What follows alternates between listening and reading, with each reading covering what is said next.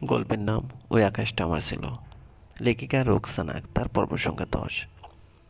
পুরো শহরের অলিগলিতে অয়ন তার বাহিনীকে মোতায়েন করে দেয়। মিডিয়া, বিলবোর্ড এবং পত্রিকায় পৃথিবীর একটা বড় ছবি চেপে দেওয়া হয়। অয়ন এসব করে একান্ত নিশ্চিন্তে যে বসে তা নয়। সে তার অফিস রুমে বসে থেকে সবার সাথে যোগাযোগ করার সর্বোচ্চ চেষ্টা চালিয়ে যাচ্ছে। এই তার বাহিনীদের কল করে তো এই মিডিয়া লোকদের প্রীতিকে খোঁজ করতে সে 3 ঘন্টা হলো নেমেছে। এই 80 মিনিটে সে কতশো কল যে মিডিয়া তার বাহিনী এবং অন্যদের করেছে তার কোনো ইয়ত্তা নেই। তার ফোন কলে সবাই বিরক্ত, তবুও আদেশ পালন করতে বাধ্য। উপায় নেই, গ্যাংস্টার অয়নের আদেশ বলে কথা। আদেশ না পালন করলে পরে আবার গুলি খেয়ে মরতে হবে। তাই বিরক্তি চেপে হলেও অয়নের কল রিসিভ করে আপডেট জানান। অয়ন এবার রিফাতকে কল করে। 2বার বাজার পর রিফাত কল রিসিভ করে। জি ভাই বলুন। কোথায় তুমি? অফিসে ভাই। Come in my room first. জি। তার কয়েক সেকেন্ড বাদে রিফাত রুমে এসে হাজির হয়। ভাই বলুন। প্রীতির মাকে কল করে বলো এক্ষুনি যেন আমার অফিসে আসে, আর ওনাকে আমার অফিসের ঠিকানা দিয়ে দাও, বলবে এই ঠিকানায় আসতে। জি ভাই। বলে রিফাত রুম থেকে বেরিয়ে রহিমাকে কল করেন। তার আধা ঘন্টা পরেই রহিমা অয়নের অফিসের কক্ষে এসে হাজির হয়। বাবা ডেকেছিলে? অয়ন ল্যাপটপে কিছু কাজ করছিল। ল্যাপটপের স্ক্রিনের দিকে দৃষ্টি রেখে জবাব দেয়, জি আন্টি, প্লিজ সিট। রহিমা ব্যাগটা কোলে উপরে রেখে আলতোভাবে চেয়ারে বসেন। তারপর বলেন, হ্যাঁ বাবা বলো। অয়নের ল্যাপটপে আর কিছু কাজ বাকি। দ্রুত তা সেরে নিয়ে ল্যাপটপের শাটার বন্ধ করে দেয়। এক সাইডে রেখে এবার রহিমার দিকে তাকায়। আন্টি, আপনাকে ডাকার কারণ হলো প্রীতির ব্যাপারে আমাকে কিছু তথ্য দিতে হবে। হ্যাঁ বলো, কি তথ্য লাগবে? অয়ন তার চেয়ারে এবার ফর্মালিভাবে কিছুটা হেলে বসে বলে, আপনার জানা মতে আপনাদের এলাকায় প্রীতিকে এমন কোনো বখাটে বা কোনো ছেলে ডিস্টার্ব করতো? না বাবা, আমার জানা মতে প্রীতিকে তেমন কেউ ডিস্টার্ব করতো না। ডিস্টার্ব করবে বা কীভাবে? মেয়ে তো আমার কারোর সাথে কথা বলতো বা, আর যদি ডিস্টার্ব করেও থাকতো মেয়ের সঙ্গে সঙ্গে তা আমাকে বলতো। হয়তো আপনি জানতেন না, প্রীতির বান্ধবী নুহা জানতো এই ব্যাপারটা। না, নুহা বলেছে ডিস্টার্ব করে না।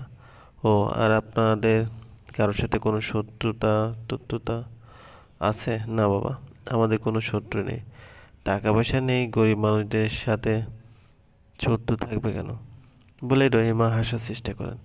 অয়ন এ কথার আর জবাব না দিয়ে কপালে উপচে পড়া সিল্কি চুলগুলো বাম হাত দিয়ে এক টানে পিছনে নিয়ে তপ্ত একটা নিঃশ্বাস ছাড়ে। অয়নের ভাব ভঙ্গিমা ভীষণ চিন্তাকর। রহিমা তীক্ষ্ণ মস্তিষ্ক তা বুঝে ফেলে বলে, বাবা আমার মেয়ের জন্য খুব করতেছো তাই না? তেমন কিছু না, এইটুকু আমার জন্য স্বাভাবিক। তা কফি খাবেন নাকি ঠান্ডা কিছু? কিছু না বাবা, আজ আর কিছু খাবো না, বাসায় ফিরবো। আমার খালাতো ভাইটা আসবে গ্রাম থেকে, সেও প্রীতিকে খুঁজতে নামবে। অন্তত 1 কাপ চা খেয়ে না বাবা, আরেকদিন আসলে ইনশাল্লাহ। বলেই রহিমা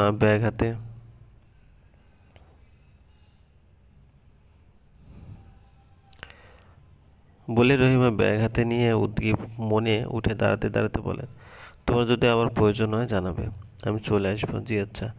রহিমা চলে যাওয়ার পর অয়ন ব্যর্থ মনে চোখ জোড়া বুঝে আনে। কিছুতে কিছু তার মাথায় ঢুকছে না। কত তথ্য বের করলো, অথচ মেয়েটি উধাও হবার কোনো সোর্স খুঁজে পেল না। তাহলে সে হঠাৎ এভাবে উধাও হয়ে যাওয়া, এটা কি কোনো কাকতালীয় নাকি অন্য কিছু? মানুষ উধাও হবার পিছনে একজ্যাক্ট কোনো কারণ থাকে, কিন্তু পৃথিবীর কোনো কারণই দেখছে না অয়ন। তাহলে কি এমন কারণ যা সে এই মুহূর্তে মনে করতে পারছে না? ভেবে কয়েক সেকেন্ড চুপ থাকে অয়ন। হুট করে তীক্ষ্ণ মস্তিষ্কে কিছু একটা টনকে উঠতে অয়ন ধক করে চোখের পাতা মেলে ফেলে। চেয়ার থেকে সামান্য টেবিলের দিকে ঝুঁকে কাল সে দুটো বকাটেকে গুলি করে ফেলেছে। সে দুটো বকাটের সাথে পৃথিবীর উধাও হয়ে যাওয়ার কোনো সম্পর্ক আছে নয়তো? হ্যাঁ হ্যাঁ, না হলে পৃথিবী উধাও হওয়ার আর কোনো কারণ দেখছে নয়ন। এ ধরনের বখাটেদের শুধুমাত্র ফুটপাতে বখাটে ভাবলে ভুল হয়। একটা সময় দেখা যায় ওই ফুটপাতের বখাটেদেরই বড় বড় গ্যাং থাকে। তারা মানুষ খুন করে, মেয়েদের ধরে নিয়ে নিয়ে ধর্ষণ করে, ড্রাগ ব্যবসা করে, আরও কত কি। এখন প্রীতিও যদি সেই গ্যাংদের হাতে গিয়ে পড়ে থাকলো, ভাবতে অয়ন ধপাস করে চেয়ার ছেড়ে উঠে দাঁড়ায়। 1 সেকেন্ডও দেরি না করে অফিস থেকে বেরিয়ে আসে রিফাতকে বলে, রিফাত, কাল যে 2টা বখাটেকে মেরে ফেললাম, 2 ঘন্টার মধ্যে ওই 2টা বখাটের A to Z তথ্য আমাদের চাই। ওদের কোনো গ্যাং ছিল কিনা, গ্যাং জুড়ে থেকে থাকে ওদের সবগুলো অ্যাড্রেস, আস্তানা, ঠিকানা আমার চাই। Just 2 hours. জি ভাই। প্রীতি একটা বদ্ধ রুমে বসে আছে। বদ্ধ রুমের চারপাশে 4জন লোক দাঁড়িয়ে, তাদের হাতে বন্দুক ধরা। তার সবাই বন্দুকগুলো প্রীতির দিকে তাক করে, প্রীতি যাতে কোনোভাবে পালানোর চেষ্টা করতে না পারে।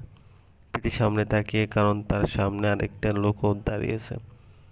লোকটির গায়ে কালো জ্যাকেট, মাথায় কালো ক্যাপ, চোখে কালো মোটা ফ্রেমের চশমা। লোকটির মুখে ভালো করে দেখা যাচ্ছে না। লোকটির বেশভূষায় বোঝা যাচ্ছে সে সবার বস হবে। লোকটি ঠোঁটের ফাঁক দিয়ে একটা জনসন বিড়ি ঢুকিয়ে হাত দিয়ে দেশলাই কাঠে ধরাতে ধরাতে প্রীতিকে উদ্দেশ্য করে বলে, অয়নের সাথে সত্যি তোর কোনো সম্পর্ক নেই? কতবার বলবে একই কথা? ও তোর বয়ফ্রেন্ড? মিথ্যা বলতেছিস তুই আমাকে। যদি তাই হয়ে থাকে তাহলে কি করবেন? মেরে ফেলবেন? অমনি লোকটি মুখে একটা পিশাচ হাসি টানে, তারপর 2 ঠোঁটের ফাঁকরে থাকা বিড়িটায় লম্বা করে একটা টান মেরে সামনের চেয়ারটায় ধপাস করে বসে পড়ে। সবগুলো ধোঁয়া একসাথে ছেড়ে পৃথিবীর দিকে কিছুটা ঝুঁকে এসে অত্যন্ত তীক্ষ্ণ গলায় বলে, অয়ন আমার চিরজন্মের শত্রু। ও আমার খুব লস করেছে। ও ড্রাগস বিজনেসে নামার পর আমার ড্রাগস বিজনেস লাটে উঠেছে। লোকজন ওকে দেখে আমাকে ভয় পেতে কমিয়ে দিয়েছে। ও আমার মন, ও আমার মান, খ্যাতি, দাপট সব শেষ করে দিয়েছে। এখন আমার শুধু বদলা নেওয়াটা বাকি। সেক্ষেত্রে তোকে দিয়ে আমার বদলা নেওয়ার রাস্তা একদম ইজি। দেখুন, আপনি ভুল ভাবতেছেন সব। আমি ওনার গার্লফ্রেন্ড না। খামোখা আমাকে দিয়ে কারো বদলা নেওয়ার ভাবনাটা মাথা থেকে ঝেড়ে ফেলো। একটা ছেলের বুকের উপর থুপড়ে গিয়ে পরামাত্র সে সাথে সাথে আমার দুটো লোককে মেরে ফেললো। আর এটাকে তুই এখনো বলতেছিস অন্য কিছু? তার সাথে তোর সম্পর্কই নেই। খুব বোকা ভাবছিস আমাকে। আপনি আসলে বোকা। চালাক হলে আমার কথা ঠিকই বিশ্বাস করতেন। নিজের ভোমরার প্রাণ সংশয়ের কথা ভেবে তার প্রিয় মানুষটি তার শত্রুকে কখনোই সত্য কথা বলবে না। সত্যর কথা বিশ্বাস করার মানে হয় না। না বিশ্বাস হলে আমার কিছুই করার নেই। লোকটি খানিকক্ষণ চুপ থেকে তারপর আবার বলে, তোকে একটা কাজ দিচ্ছি। তুই অয়নের সাথে রুম ডেট করবি। সোজা বাংলায় হলো পরপুরুষের সাথে রাতে শুবি।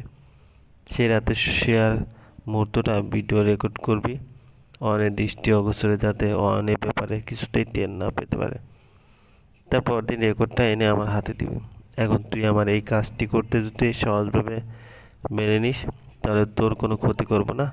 আর যদি না মেনে নিস তাহলে ওই দেখ, তোর 4-5টা লোক বন্দুক হাতে নিয়ে দাঁড়িয়ে, সঙ্গে সঙ্গে ওই বন্দুকগুলো দিয়ে তারা তোর মাথার খুলি উড়িয়ে দেবে। আমার ওই 2টা লোকের মতো তুইও মাটির নিচে চেপে যাবি। এবার বল, মানবি কি মানবি না? যদি বলি না? লোকটি অমনি প্রীতির চুলের মুঠি শক্ত করে ধরে। প্রীতি করে একটা আর্তনাদ করে ওঠে। সময় থাকতে রাজি হ, না হলে 1-2 বলার পরপরই তোর দিকে বন্দুক ছুড়বে, বললাম তো না? লোকটি এবার প্রীতির চুলের মুঠি ছেড়ে দেয়। এই মেয়ের সাথে এভাবে মাথা গরম করে লাভ হবে না। অয়নের আসল রূপ লোক সমাজে খুলে দিতে এই মেয়েটি যথেষ্ট। অয়ন শুধুমাত্র এই মেয়েটির সাথেই রুম ডেট যাবে, অন্য কোনো মেয়ের সাথে যাবে না। তাই মাথা ঠান্ডা রেখে এই মেয়েটি আরও সুযোগ দেওয়া উচিত।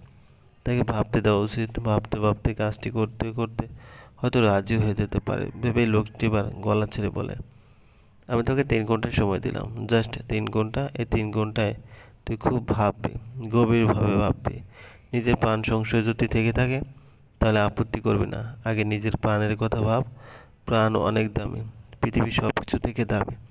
বুঝতে পেরেছি? কথা শেষ করে লোকটি আর এক মুহূর্ত দাঁড়ালো না, হুড়মুড়ি রুম থেকে বেরিয়ে যায়। চলবে। গল্পটি ভালো লাগলে অবশ্যই লাইক করবেন, কমেন্ট করে জানবেন।